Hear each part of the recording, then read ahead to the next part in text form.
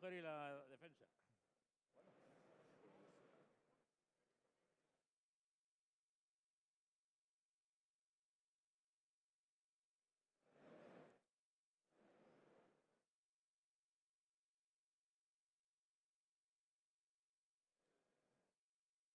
Cuando quiera.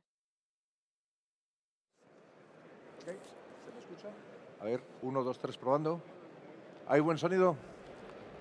Bueno, pues... ¿Empezamos ya? Ok.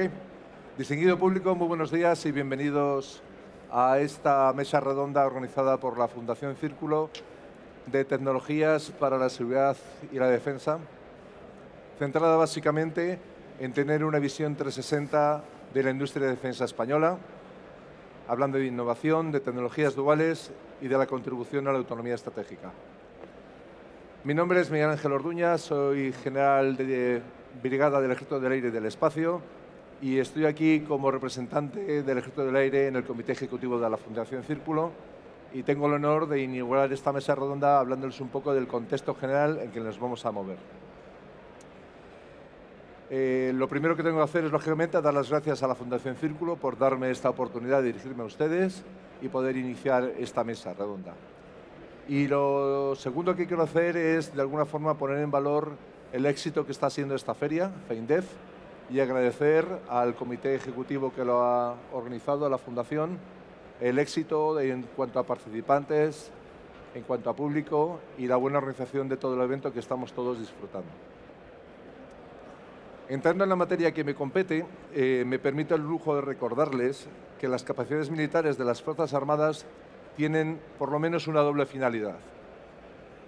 Evitar un conflicto armado mediante la disuasión es el primero de ellos.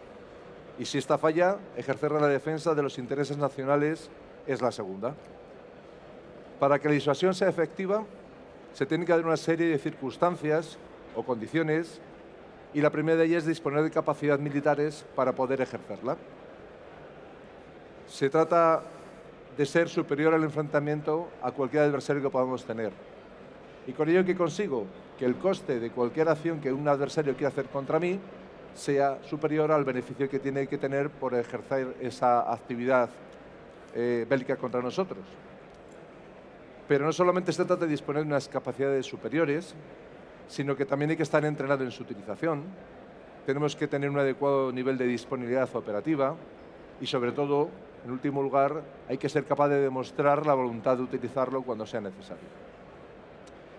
Todas estas circunstancias, que son claves cuando hablamos de disuasión, son todavía más importantes cuando hablamos básicamente de la defensa.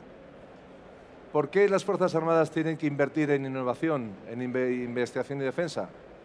Bueno, pues lo primero, y quizá lo más evidente, es porque tenemos que conseguir esa superioridad en el enfrentamiento. Y eso es mucho más eficaz si dispongo de la tecnología para poder hacerlo. Con estas tecnologías de defensa más avanzadas, nos es más fácil superar las capacidades del adversario. En el eterno dilema entre la calidad y la cantidad, que viene siendo lo tradicional desde el que va a haber la Segunda Guerra Mundial en Europa, en la parte occidental siempre hemos pensado que disponer de una capacidad, una ventaja tecnológica, ha sido lo que permite contrarrestar la cantidad numérica de nuestros adversarios. Sea este el Pacto de Varsovia hace unos años, sean las realidades actuales donde el terrorismo es una fuente de amenaza permanente. El problema es que hasta ahora nuestros adversarios, su capacidad tecnológica era limitada porque no habían invertido o no habían desarrollado las capacidades necesarias. Por desgracia, esta ventaja se nos está acabando y es el motivo por el cual nos lleva a no parar de reclamar esa necesidad de seguir invirtiendo en nuestras capacidades para estar en condiciones de mantener esa superioridad en el enfrentamiento. Si hasta el último cuarto del siglo XX la tecnología militar era el elemento tractor a la hora de cómo aplicamos las tecnologías al campo de batalla y de ahí pasaban a la sociedad, que es la que acaba disfrutándolas, y se me ocurren muchos inventos, pero podemos mencionar el airbag o el ABS de los frenos de los coches, nuestros carnets de inercia en los cinturones de seguridad, o algo más sofisticado como el velcro, que vino también de la carrera espacial. Hoy en día es el mercado privado, el comercio, las industrias privadas las que están liderando este avance tecnológico y cómo llevar esas realidades a la sociedad, ¿no? Y la prueba que tenemos, quizá lo más demostrativo es como una empresa privada está poniendo capacidades militares en el espacio muy por encima de lo que cualquier organización gubernamental es capaz de hacer. En el caso de Starlink, ahora mismo. Entonces, resulta que las Fuerzas Armadas han pasado de ser el tractor, lo que ponía los requisitos, el ejemplo, a ser meros usuarios de una tecnología que está desarrollada bajo otros parámetros y en otros conceptos, dando lugar al empleo de la vocablo de tecnología dual o capacidades duales, de las cuales ahora hablaremos. El problema es que esta democratización de la tecnología, esta utilización de la forma privada, también hace que nuestros adversarios tengan acceso a ella. Y lo que era una ventaja para nosotros ahora se convierte en un inconveniente. No solo porque se afrentan directamente contra mi poder militar, sino porque llevan la guerra al salón de mi casa. La influencia en el mundo cognitivo, en el dominio cognitivo que tenemos en el salón de nuestra casa es el nuevo frente de batalla. Y por tanto las capacidades militares no están para controlar esa capacidad. Lógicamente una tecnología dual es fácil de entender, es aquello en este ámbito en el que estamos en que se puede utilizar para tanto en la parte militar como en la parte civil. Drones, GPS, la inteligencia artificial en sí misma son ejemplos de cómo una tecnología dual está siendo utilizada en todos los aspectos. A la hora de que nuestras empresas inviertan en tecnología dual, todo tiene ventajas e inconvenientes. Lógicamente, usar tecnologías duales incrementa el campo de posibles inversores intentados en utilizarlo, porque el campo de actuación es más amplio, pero también tiene unos inconvenientes de tipo tecnológico, transferencia de tecnología y éticos, que también pueden limitar el desarrollo y la aplicación de esta tecnología. Enlazando con el punto anterior de cómo conseguir esa superioridad en el enfrentamiento, también, y que esa disuasión sea efectiva, pasamos al tema de la autonomía estratégica, que no es más que la capacidad de un actor determinado para tomar decisiones soberanas y actuar con independencia en áreas claves como la defensa, la seguridad, la economía y la tecnología, sin depender críticamente de actores externos. En el contexto de defensa, esta autonomía estratégica significa producir y mantener sistemas propios, armas, vehículos, sistemas de comunicaciones, tomar decisiones militares sin injerencias externas, tener capacidades en aspectos tales como la inteligencia, la ciberdefensa o la logística, y sobre todo la reducción de la dependencia de suministros extranjeros, especialmente en lo que tiene que ver en tiempos de crisis o conflictos. En la mesa de hoy tenemos auténticos expertos en hablar de estos temas de autonomía estratégica y espero que desarrollen cada uno su parte del cometido. En España el Ministerio de Defensa tiene un papel de liderazgo en el campo de la investigación y desarrollo a través de la Dirección General de Estrategia e Innovación de la Industria de Defensa y en concreto su subdirección Platín de Programas y de Planificación, Tecnología e Innovación. Lo hacen a través de un programa denominado Coincidente, que no son las siglas más de que Cooperación en Investigación Científica y Desarrollo de Tecnologías Estratégicas, y lo hacen también con planes nacionales de I+D+I, donde el CEDETI, que aquí está muy bien representado, también tiene mucho que decir en la coordinación de cómo conseguimos esa financiación para llevar a cabo esa investigación y desarrollo. Y luego, por supuesto, el apoyo de startups y pymes. Esto no solamente pasa a nivel nacional, sino que a nivel internacional tenemos la Unión Europea, con todos los programas de ayuda al desarrollo de tecnología industrial a través del Fondo Europeo de Defensa, los EDFs, que se apoyan en el trabajo que realiza la Agencia Europea de Defensa y, por supuesto, amparados dentro de los compromisos que tenemos los países, los socios, a través de los programas PESCO. Y otro aspecto a destacar es la iniciativa de OTAN Diana, que no deja de ser el acrónimo de Defense Innovation Accelerator for North Atlantic, y que es una iniciativa de la OTAN destinada a acelerar el desarrollo y la adopción de tecnologías emergentes y disruptivas con aplicaciones en defensa y seguridad. También tenemos en la mesa a un auténtico especialista en esos temas y alguien que ha trabajado mucho para que España esté adecuadamente representada en las capacidades de Diana y que espero que quiera abundar más en el asunto. Y por último, que vengo a contarles mi película, ¿no? Que hace un general de Ejército del Aire hablando aquí. Bueno, pues las Fuerzas Armadas entendemos la innovación de muchos aspectos, de muchas formas, y quiero explicarle dos programas que básicamente es un reflejo de una materialización de cómo hacemos esta innovación. Cojo los problemas del ejército del aire no porque la Armada o el ejército de tierra no tenga los suyos, sino porque me siento más cómodo hablando de lo que yo sé y por lo tanto van a ser aéreos. El primero es la innovación desde arriba, la innovación a lo grande, el programa Next Generation Weapon System, donde uniendo los esfuerzos de Alemania, Francia y España y ahora Bélgica como observador, estamos desarrollando las capacidades del futuro en los sistemas de combate aéreo. El producto final será no solamente un caza de sexta generación, sino que la industria europea esté en condiciones de poder desarrollar productos que estén a la altura de cualquier competidor que podamos tener en cualquier parte del mundo. Lógicamente estamos hablando de miles de millones de euros, de una empresa tractora Indra que tira de las demás y otro conglomerado que está por debajo atendiéndolo, y lógicamente hablamos de periodos de 15 años en su desarrollo como mínimo para ver esa capacidad de una forma materializada en un producto que vuele o que opere. En el lado contrario de la innovación tenemos el programa BACSI, que no es más que base aérea conectada, sostenible e inteligente, donde estamos aplicando en el sector aéreo la innovación desde abajo. En vez de un gran programa con mucho dinero y mucha inversión, estamos haciéndolo de tal forma que nuestro talento, nuestra gente o ustedes mismos, en el que puedan detectar que hay una tecnología que no estamos aplicando adecuadamente, pero que es importante para mejorar nuestra eficacia, nuestra forma de operar, es bienvenida. Y a través de desarrollar productos mínimamente viables, acabamos desarrollando conceptos que son de aplicación a todas las Fuerzas Armadas, como pasa con los proyectos de monitorización de consumos para la sostenibilidad, o para el ejército del aire en todas sus nuevas capacidades, pensando en esas bases del futuro. Se trata de que la gente disponga de la herramienta que necesitamos.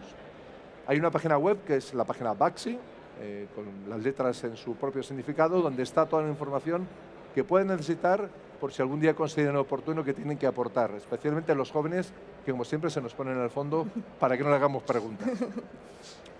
Por otra parte, también quiero informarles que hay un ejercicio BACSI de demostración que vamos a hacer en marzo del año que viene, en marzo del 26, que es esta en otra página web que se llama Ejercicio BACSI, donde vamos, sin pretender llegar a lo que es esta feria, pero vamos a intentar hacer unas demostraciones prácticas de cómo el ejército del aire está aplicando toda la tecnología de la que estamos hablando. ¿De acuerdo? ejerciciobaxi.com es la página web donde tiene toda la información y donde esperamos que si están interesados puedan participar en las demostraciones, en las conferencias o en la exposición que tiene. Y dicho esto, me despido de mi parte y doy paso a María, haciendo mención a las palabras de un viejo rockero, un tal Steve Jobs, que de esto algo debía saber y al cual se le atribuye una cita donde vino a decir que la innovación distingue a los líderes de los seguidores. Con esta corta frase quiero reducir o reunir o resumir el espíritu de lo que ha sido mi disertación. Muchas gracias por su atención y María, tuyo el avión. Muchas gracias. Gracias. Bueno, pues hoy, como ya nos ha dicho el general, vamos a hablar de dos cosas fundamentales. Primero, de autonomía estratégica, que tenemos auténticos expertos en la mesa, y luego haremos un pequeño paso por las tecnologías duales. No tenemos mucho tiempo, así que por favor pido que seáis concisos. En primer lugar, bueno, ya hemos hablado de esa importancia de la autonomía estratégica y cómo eso, al fin y al cabo, no deja de depender de tener una soberanía tecnológica. Entonces, en primer lugar, os voy a presentar a Gonzalo León, que seguro que ya le conocéis todos. Es catedrático emérito en Ingeniería Telemática de la Universidad Politécnica de Madrid y actualmente es miembro del Comité Ejecutivo del Foro de Empresas Innovadoras y vicepresidente de la Fundación Círculo de Tecnologías para la Defensa y la Seguridad, y forma parte del Comité de Innovación del Grupo Amper y del Instituto de Innovación Ricardo Valle. Ha tenido diversos puestos en la UPM y en el Gobierno, ha trabajado con la Comisión Europea y un poco, como ya se ha destacado, creo que es un auténtico experto, entre otras cosas, porque ha participado en ese programa Diana de la OTAN. Así que, por favor, todo tuyo, háblanos de esa autonomía estratégica. Muy bien, muchas gracias. Un placer estar aquí. Y gracias, María, por la introducción. Bueno, cuando se habla de autonomía estratégica, se está hablando de un concepto que lo ha definido, además, nuestro general hace unos minutos, pero que en definitiva en estos momentos depende de muchas cosas. La autonomía estratégica depende evidentemente de muchos aspectos, pero voy a centrarme en uno, porque para mí realmente es fundamental. En este momento yo creo que no se puede conseguir una autonomía estratégica real si no se dispone de un nivel de soberanía tecnológica adecuado. Y hablar de soberanía tecnológica implica el que se disponga en un determinado país de un conocimiento y de un dominio sobre una determinada tecnología que también incluye muchas cosas. Primero, asegurar el acceso al conocimiento de esa tecnología. Después, tener recursos humanos adecuados. Asegurar que los componentes que son necesarios para poder realizar productos sobre esa tecnología, pues realmente se puedan desarrollar con unas cadenas de provisión que sean, pues, de alguna manera, lo más fiables y seguras posibles. Y también es necesario tener un marco regulatorio que permita precisamente que ese proceso se pueda realizar en un proceso de innovación que vaya continuando en el tiempo. Ninguna soberanía tecnológica está basada en una tecnología cerrada. Estamos en un proceso en el que esta innovación va a estar sometida a continuos cambios debido a que la tecnología está cambiando muy rápidamente. Y hay una cosa que sí es evidente que tenemos que tener presente, es que en estos momentos bueno, cuando se está hablando de un cambio tecnológico hay que asegurar también que se está produciendo también un proceso de maduración de la tecnología rápido. La experiencia que tenemos en Ucrania ha sido que son capaces en algunas tecnologías, como tiene que ser la de los sistemas autónomos, por poner un ejemplo, o semiautónomos, depende de cómo se quiera llamar, pues en unos ciclos de vida, de determinación de cuáles son los requisitos de incorporación de tecnologías, etcétera, muy rápidos. Y eso es algo que todavía tenemos que aprender. Yo creo que en los plazos en los cuales Ucrania ha conseguido poner algo en el frente, en el campo de batalla, estamos aquí todavía haciendo los pliegos de condiciones. Entonces, tenemos que cambiar porque realmente el proceso de adquisición de una soberanía tecnológica tiene que estar basada en una capacidad flexible y rápida de adoptar esas tecnologías y adoptarlas desde el punto de vista de lo que son necesarios para las Fuerzas Armadas. Por otro lado, hay que ser conscientes, no vamos a poder ser autárquicos, nadie es autárquico en este momento, ni siquiera en aquellos productos que se consideran que son productos nacionales con el máximo y financiados totalmente. Cuando uno pregunta y mira las tripas, pues se da cuenta de que, oiga, ese chip que está por allí, ¿pues de dónde viene? Bueno, claro, el chip viene de otro sitio. Bueno, ya, ¿y usted tiene control realmente de lo que puede ocurrir? Pues sí, no, a medias.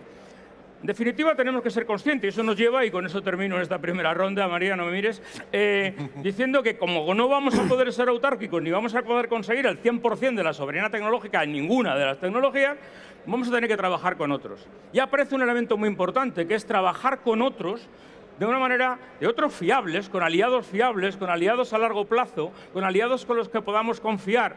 Y eso tiene que hacerlo posiblemente en un marco en el que supera el ámbito europeo y, desde luego, no solo Europa, y eso es fundamental, sino también en un contexto como es el de la OTAN. Tú has mencionado el programa Diana. Nosotros tenemos en la universidad, poniéndome ahora gorro de Universidad Politécnica de Madrid, 2 centros de prueba de Diana, uno en comunicaciones cuánticas y otro sobre neurotecnología e inteligencia artificial. Estoy trabajando mucho con el Ejército del Aire, que demuestran cómo efectivamente esas tecnologías se pueden madurar, acelerar, trabajando con startups, pero de una manera en la que tengamos que ir todos remando en la misma dirección. Y eso hay que hacerlo no solamente pensando en las capacidades de un solo país, sino pensando en las capacidades mucho más altas, porque si no, no hay soberanía tecnológica posible. Y por tanto no habrá autonomía estratégica tampoco. Muchas gracias.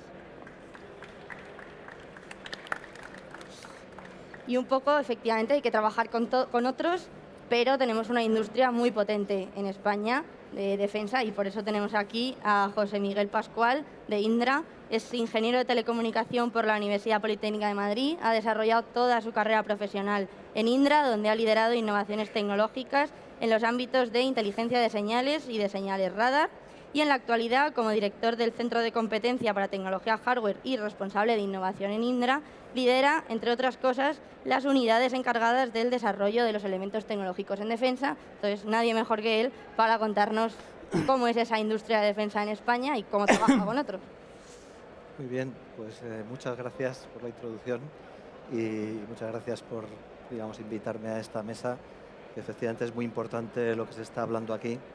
Y realmente la autonomía estratégica no es un tema que estemos tratando ahora nuevo, es un tema en el que hemos estado siempre trabajando, pero por las razones que se han explicado, hay una aceleración tecnológica, hay un contexto geopolítico cambiante y cosas que de alguna forma estaban ahí, pues se han agravado tremendamente y hace falta, pues efectivamente, ser conscientes de ese problema y de cómo, a través de la colaboración, a través de una forma adecuada de aprovechar las capacidades que tengamos en España, en Europa y con nuestros aliados, pues tenemos que buscar la forma de acelerar y mantener, seguir mejorando las capacidades que tenemos.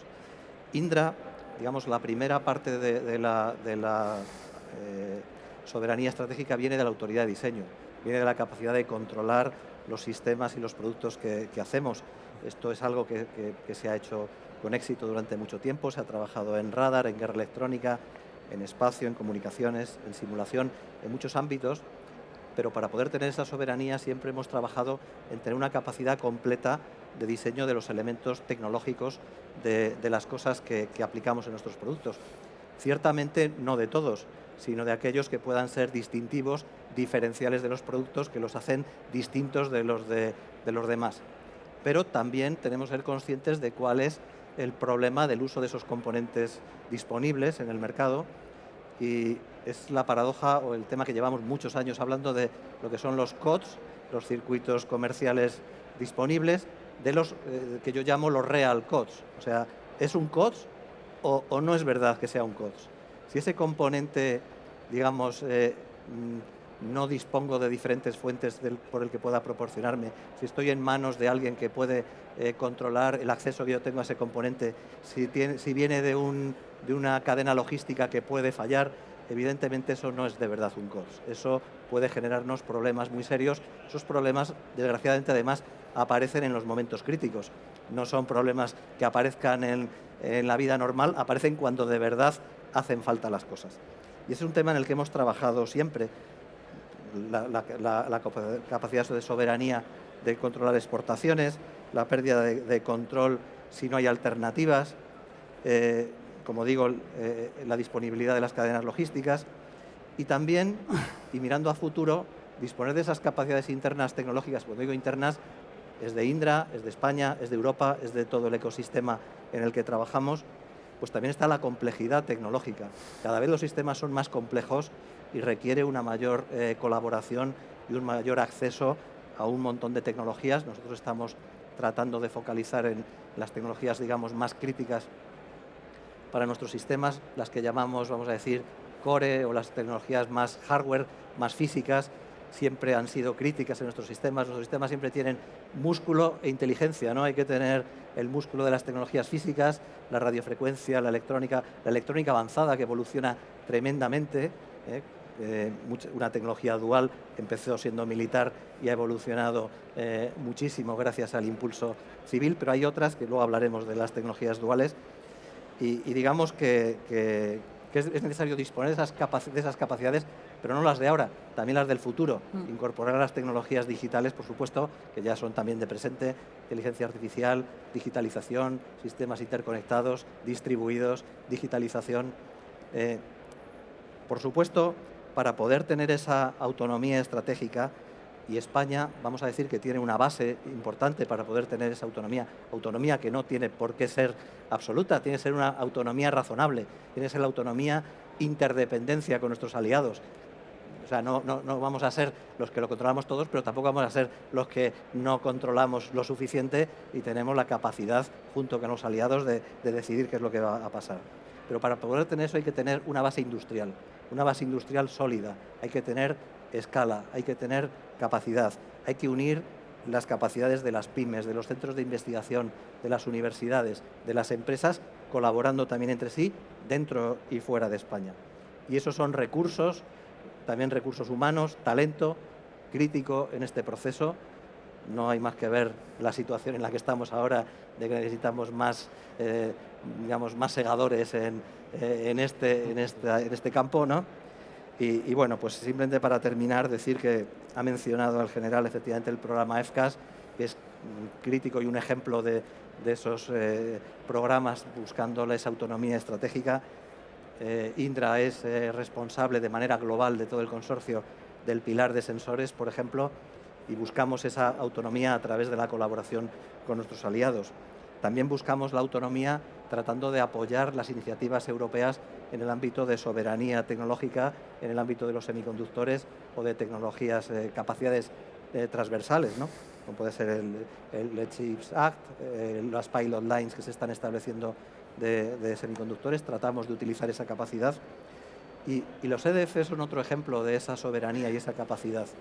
Y en el caso concreto, simplemente para mencionar los titulares de los proyectos, Indra está en muchos, pero en concreto está liderando 10 EDFs a nivel europeo, y los titulares de los EDFs pues, pueden ser todo lo que tiene que ver con mando y control, el programa SC2 y el SC2, el mando y control, todo lo que tiene que ver con ciberdefensa, los sistemas multifunción de radiofrecuencia, que sería el futuro de las tecnologías radio y electrónicas, el ataque electrónico aeroportado en concreto, y la aviónica de nueva generación. Son unos ejemplos. Participamos en muchos más, pero en estos en concreto Indra tiene una responsabilidad especial para liderar a nivel europeo esa soberanía. Muchas gracias. Muchas gracias. Pues hemos hablado de que hace falta una base industrial, hemos hablado con Indra, que destaca, por supuesto, en esa base industrial, pero también destaca Navantia, y por eso tenemos aquí a Jorge Quiroga, que es ingeniero naval con más de 2 décadas de experiencia en los procesos de vigilancia tecnológica, gestión corporativa de proyectos y protección de resultados en el ámbito de la innovación, y ha liderado proyectos europeos de I+D+I, de los programas marco de la Comisión Europea en el ámbito de la gestión energética, la seguridad y los procesos de construcción naval, y además cuenta también con experiencia de campo, habiendo entregado paquetes propulsivos para buques y plantas de generación eléctrica. Muchas gracias y todo tuyo. Muchas gracias, María. Bien,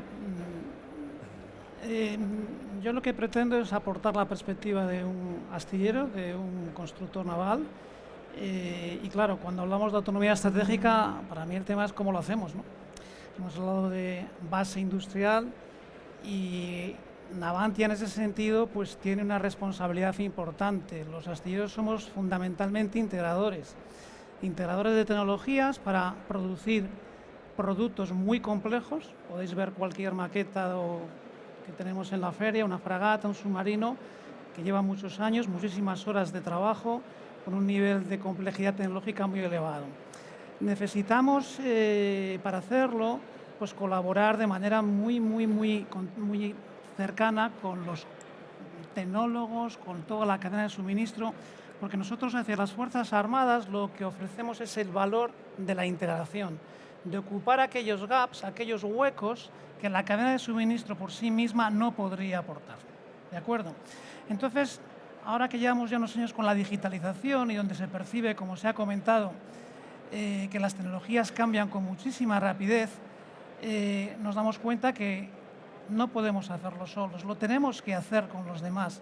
Tenemos que generar un tejido, reforzar esa base industrial para poder con los demás traccionar la industria, traccionar los suministradores, la academia, centros tecnológicos, etcétera, de manera que podamos conseguir ese producto que os estaba comentando. Aquí aparece un tema para mí muy importante, que es cómo gestionamos lo que aporta cada uno. Claro, la paradoja es que todo el mundo quiere colaborar, en principio. Todo el mundo quiere ligar. Pues no todos luego salen exitosamente, ¿no? Entonces, hay que desarrollar la madurez para poder hacer buenos contratos, saber identificar lo que es el background, lo que es el foreground, saber proteger nuestros resultados y, en definitiva, desarrollar una cultura de propiedad intelectual. ¿De acuerdo? Esto es un punto muy importante y que creo que si lo conseguimos hacer, pues iremos generando valor y continuaremos desarrollando esa base industrial. No quiero dejar de decir que necesitamos, ahora con la inteligencia artificial, todo este tipo de tecnologías disruptivas que están viniendo, reforzar mucho el talento, y tenemos que captar ese talento, desarrollarlo para escenarios que hoy no son previsibles porque no sabemos qué va a haber. Y ahí, como digo, Navantia pues tiene esa capacidad tractora, y mediante, digamos, el desarrollo de esa base industrial y dando servicio a las Fuerzas Armadas, pues pretendemos servir a la seguridad nacional. Gracias. Muchas gracias. hemos hablado de tecnología, pero el pasado 28 de abril vimos que por mucha tecnología que tengamos nos quedamos sin luz y ya no servía para nada. Y por eso tenemos aquí a Marina Martínez del CDTI, que, bueno, todos conocéis el CDTI. Ella trabaja en la sucursal de Bruselas y nos va a contar cómo, aparte de tecnología, también es crítico tener autonomía estratégica en las infraestructuras. Así que todo tuyo, Marina. Muchas gracias por la invitación y efectivamente cuando nosotros hablamos de autonomía estratégica desde la parte civil, la palabra que sale inmediatamente son nuestras infraestructuras críticas, que son las que nos permiten, pues, a nivel de los ciudadanos, tener una continuidad en los servicios, tener acceso a esas necesidades esenciales que hacen que toda nuestra actividad económica y social funcione, ¿no?, con una cierta normalidad. Y aquí me gustaría recalcar también dos palabras que han salido: colaboración. ¿Vale? En Europa y especialmente en el ámbito del programa Marco, pues es importante el tema de la colaboración, que es el que nos permite sumar y llegar más allá. Y por otra parte también han hablado de futuro, innovación y anticipación, que es para lo que están esos programas de I+D, de investigación, para anticipar esas necesidades y para poner tanto a la industria como también a la ciudadanía en esos escenarios futuros y saber reaccionar en su momento. Desde el punto de vista civil, quien recoge todo ese tipo de actividades son los programas, o el programa en este caso, de investigación en seguridad civil. Y dentro de ese programa, una parte importante, que es casi más de la mitad, es la protección de esas infraestructuras críticas desde el punto de vista no solo físico, sino también de la ciberseguridad de esas infraestructuras críticas. Pues no solo desde el punto de vista tecnológico, sino también de cómo contrarrestar, pues, campañas de desinformación, ataques a nuestras infraestructuras críticas desde otros, digamos, países o potencias no amigas que sabotean y pueden hackear esas infraestructuras críticas. A nivel europeo se está moviendo actualmente, pues como ya lo habréis oído muchas de las noticias, pues esa EU Preparedness Union Strategy, que lo que permite también, o lo que pretende, es esa colaboración entre el ámbito civil y el ámbito militar para capacitar, pues, a esa defensa de nuestro modo de vida europeo, básicamente, y bueno, que propone toda una serie de acciones para proteger estos assets críticos en nuestra sociedad. Pues desde el punto, por ejemplo, de proteger todo lo que son nuestros servicios de salud, ¿vale? Desde lo que es capacidad de respuesta en situaciones de crisis, pues por motivos climáticos, por motivos de accidentes, colaboración entre las fuerzas, por ejemplo, de protección civil, la policía, los bomberos con el ámbito militar es crucial. También el desarrollo de esas tecnologías duales que tienen una aplicación tanto en el ámbito militar como en el ámbito civil. Y por último, la cooperación entre el sector público y privado, porque no todo es ni dejar al sector privado que haga ese esfuerzo, ni tampoco todo tiene que ser esfuerzo desde el sector público, ¿no?, sino la colaboración entre ambos actores. Muchas gracias. Pues ahora vamos a hacer una segunda vuelta con todos vosotros. Se ha hablado de colaboración entre el mundo civil y el mundo militar.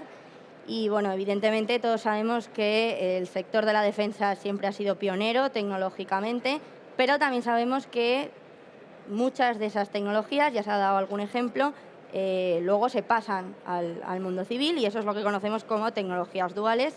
Gonzalo, por favor, cuéntanos más en detalle. Bueno, en realidad ahora todo es dual, ¿eh? Vivimos en una sociedad dual, hay un boom de tecnologías duales, pero hay que aclarar un poco algunas cosas.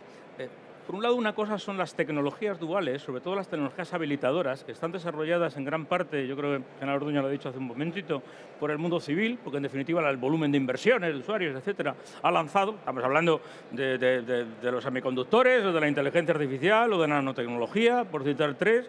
pero las tecnologías cuánticas que están viniendo están impulsadas ahora mismo también desde el mundo civil, pero con una vista también desde el mundo de la defensa de ver su posible utilidad y eso se concretará la próxima año. Y la biología sintética, que todavía nadie la cita por aquí, pero que algún día veremos cada vez más cosas de biología sintética en una feria como esta, ¿no? Todavía pasarán unos años, pero menos de los que podemos parecer. Pero luego tenemos un segundo nivel, que son los sistemas tecnológicos que pueden ser duales. Cuando estoy hablando de un satélite, por hablar de algo de aquí, que a nuestro general está mucho más cercano, ¿no? Pues evidentemente muchos de los satélites se diseñan incluso pensando en una dualidad de uso, y eso no está ocurriendo con satélites de observación o con satélites de comunicaciones o con satélites de navegación.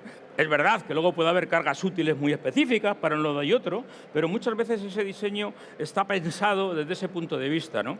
Y luego también es verdad que tenemos procesos que son duales, ¿no? Por poner otro ejemplo, el gemelo digital que desarrolla Navantia, por ejemplo, pues evidentemente puede servir para una fragata y para un arrastrero.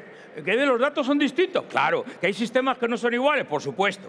Pero que efectivamente la tecnología que hay detrás de la construcción de un gemelo digital puede serlo, ¿no? O una máquina de fotolitografía para diseño para fabricación de circuitos integrados, como las que tiene ASML, por ejemplo, por poner una empresa europea, bueno, evidentemente también sirven para unas cosas y para otras, dependiendo del chip que quieras fabricar, y eso implica también esa cosa. Y luego puede haber incluso una dualidad sobrevenida.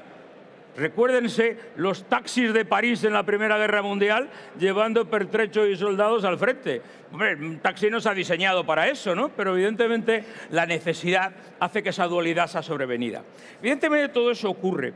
Yo creo que lo que hay que prestar atención en estos momentos son las condiciones en las cuales esa dualidad se puede desarrollar en cuanto a la tecnología y cuáles son las condiciones de uso que eso puede tener.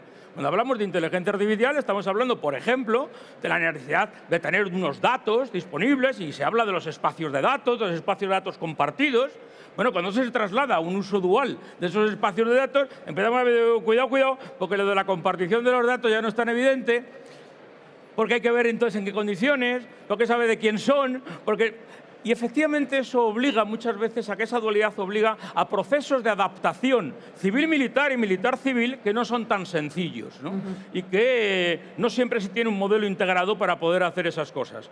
Y además, y yo creo que la última cosa, cuando se habla realmente de esas adaptaciones civiles o militares, de los productos para hacer la dualidad real, hay muchos costes que están ocultos y hay que saberlos. Muchas veces implica un rediseño de la arquitectura del propio sistema, de incorporar cosas nuevas, o incluso cuando pasas de un producto militar, que supone que lo tiene todo, a un producto civil más pequeño, más simple, pues hay que saber que también en costes eso se puede reducir, ¿no? Y se puede reducir para poder competir en el mercado, en el fondo, ¿no? Y entonces yo creo que en ese sentido nos falta todavía una visión, y muchas de las empresas son duales, de cómo abordar esa dualidad incluso desde los programas que tienen las propias administraciones públicas. Ya veremos, mucho más implicado, la evolución hacia el 10º programa marco de investigación e innovación, ya que lo has mencionado, ¿no? Cómo queda ese sistema, cómo se aportan y se desarrollan tecnologías duales, cómo se van a financiar, qué relación va a haber entre el programa marco y el Fondo Europeo de Defensa, por decir algo, y en cómo se incardina todo eso dentro de una visión en que la dualidad de las tecnologías es un elemento básico para la sostenibilidad de nuestras propias sociedades. Muchas gracias. José Miguel, ¿cómo se ve desde la industria esa adaptación entre las tecnologías? Bueno, pues para empezar, totalmente de acuerdo que en principio las tecnologías, todas a su nivel básico, son duales. A lo mejor el uso que se hace, el caso de uso, pues puede tener diferenciación, pero las tecnologías básicamente son duales. Lo que cambia es la escala temporal. La escala temporal en la que, y la escala temporal no es fija. Unas veces es el ámbito de la defensa el que hace de lanzador de ciertas tecnologías, pero luego es el mercado el que las tracciona, las desarrolla y genera pues situaciones como digo, los semiconductores es un ejemplo paradigmático, porque al final se lanzó en defensa, evolucionó el mercado y vemos dónde estamos ahora, ¿no? Ciertamente nada puede funcionar sin la electrónica y ha ido cambiando, y esto pasa muy a menudo. Existe tecnología civil que podemos usar, existe tecnología civil que debe adaptarse al ámbito militar, las condiciones militares ambientales, térmicas, vibración, choque, hay un montón de características y requisitos, los márgenes dinámicos, las prestaciones cambian, pero se adaptan del mundo civil.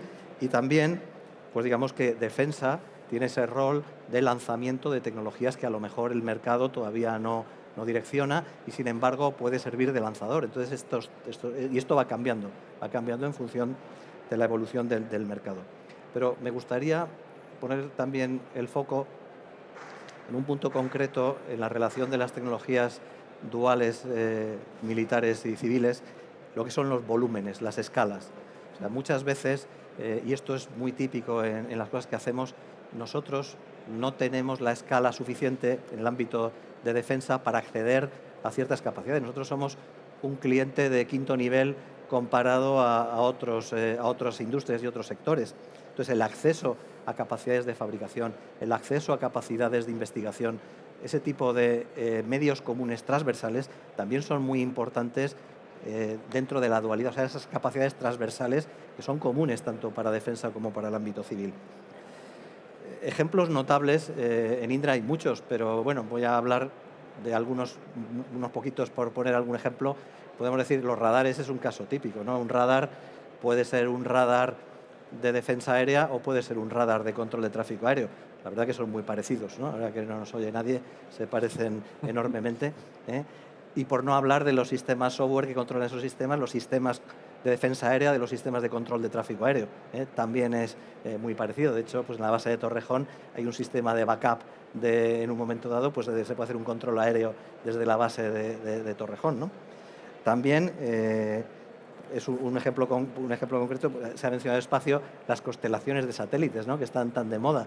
Ahí hay una base común para una cantidad de aplicaciones civiles y militares tremendas, ¿no? Y se ha puesto el ejemplo también del uso de industrias civiles ofreciendo servicios a defensa del ámbito de comunicaciones, pero eso lo podemos trasladar a todos los demás sistemas. Curiosamente, voy a contar una anécdota personal. Cuando teníamos el centro de simulación, estaba en San Fernando, ahora se ha desplazado y me llamó muchísimo la atención nuestros simuladores de grúas portuarias y nuestros simuladores de autobuses de la AMT para entrenar a los conductores de la AMT, y es el mismo grupo que está realizando el equipo de simuladores. O sea, la dualidad existe perfectamente, pero no nos engañemos que aunque está cambiando la cultura de defensa, tenemos que enfatizar en ello, porque ahora mismo estamos teniendo problemas de acceso a uso a capacidades duales. Hay empresas importantes del ámbito de la electrónica que no sé si van a decir lo mismo el mes que viene, pero el mes pasado todavía no querían trabajar en defensa. O sea, hay ámbitos en los que todavía hay una separación, hay una raya en la que hay entidades importantes que tienen una capacidad industrial muy grande, en la que todavía no existe esa conexión y tenemos la necesidad de resolverla. Muchas gracias. Y así como con Indra, aunque sea líder en defensa, todos podemos pensar que hace más cosas, con Navantia, si no me equivoco, todos lo primero que pensamos es las fragatas. ¿Cómo se ve esas tecnologías duales desde Navantia? Tengo poquito tiempo, ¿verdad? Muy poquito. Bueno, se han dicho ya bastantes cosas. Obviamente, yo querría poner el foco en el caso de uso, ¿de acuerdo? Si tenemos un caso de uso, necesitamos para resolver las necesidades de ese caso de uso una tecnología. Dependiendo del ámbito, será civil o será militar. Ahí lo dejo, ¿no? Entonces, ha mencionado Gonzalo el tema del gemelo digital. El gemelo digital nosotros, obviamente, pues lo tenemos ahora ubicado en un objeto que se llama fragata F-110 y de ahí pues podrán salir muchas cosas, ¿no? En lo que se refiere a aplicaciones en el ámbito civil. El gemelo digital, pues bueno, no sé si lo conocéis, pero bueno, yo voy a entrar en un ejemplo más específico que es el sistema de servicios integrados, que no deja de ser como una red neuronal o una dermis, donde podría haber glándulas, vasos, etcétera, que lo que hace es convertir todo lo que está dentro en algo que es inteligente y a partir de ahí aparecerán servicios. Esos servicios pues pueden ser extrapolables a esta nave, a un hospital, a un hotel. ¿Para qué? Para resolver las necesidades propias de cada sector o de cualquier otro activo. Quería terminar diciendo que también tenemos la fábrica de bloques, la fábrica digital de bloques, en la que Navantia está poniendo una inversión muy importante. Y para mí es donde aparece, lo ha comentado Gonzalo también, la verdadera dualidad. La verdadera dualidad pasa por la adaptabilidad. Y una palabra que no ha salido es la flexibilidad.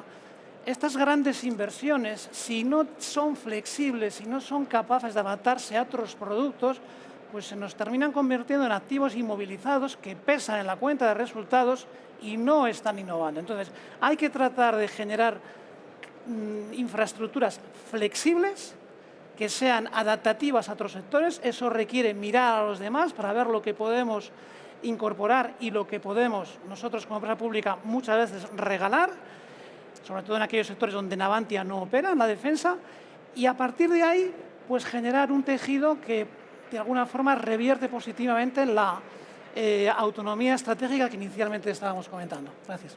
Muchas gracias. Y como decía Gonzalo, ahora todos son tecnologías duales, pero también todo es ciberseguridad. Y un poco, como he comentado con Marina, hay que diferenciar un poco entre ciberseguridad y ciberdefensa. Todo tuyo. Bueno, quería ahondar en una de las cosas que ha comentado Gonzalo. Efectivamente, el tema de las tecnologías duales y no es gratuito, tiene un coste para las empresas, para los centros de investigación, para los centros tecnológicos, y esos fondos que apoyen ese desarrollo, pero también esa adaptación, es uno de los caballos de discusión que ya ha empezado y que se intensificará en los próximos meses, no solo a nivel nacional, sino sobre todo a nivel europeo, ¿no? Y uno de los ejemplos, como bien dices, y han puesto aquí los compañeros de esta mesa redonda, pues podría ser el ámbito de la ciberseguridad o ciberdefensa, ¿no? En el cual pues esa dualidad es intrínseca, y más aún con la irrupción o con la combinación de esas nuevas tecnologías como las tecnologías cuánticas y la inteligencia artificial, ¿no? Entonces, pues efectivamente hay muchas de las empresas, centros de investigación, universidad y centros tecnológicos que en principio pues están desarrollando esas aplicaciones, tanto software como hardware, utilizando esas nuevas tecnologías o incorporando esa inteligencia artificial, esas tecnologías cuánticas, que en algún momento pues van a tener que hacer el salto en una dirección o en otra, y eso tiene un coste, ¿no? Y bueno, pues lo veremos en los próximos meses. Muchas gracias. Muchas gracias a todos porque os habéis ceñido al tiempo que os había dicho. Muchas gracias a todos por venir y esto es todo. Gracias a vosotros.